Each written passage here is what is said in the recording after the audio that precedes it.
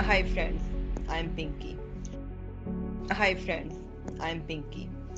और अगर आप लोग अब मेरा ये मैसेज सुन रहे हो तो इसका मतलब ये है कि या तो मेरे साथ कोई प्रॉब्लम हो गया है या फिर मैं इस दुनिया में नहीं हूँ।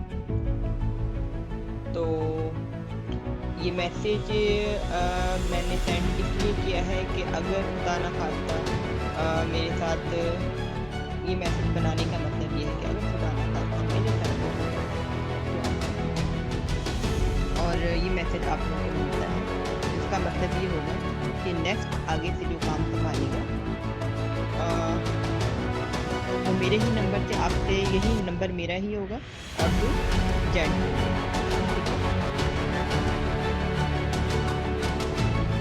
मेरे फ्रेंड होंगे और इस काम को हैंडल करेंगे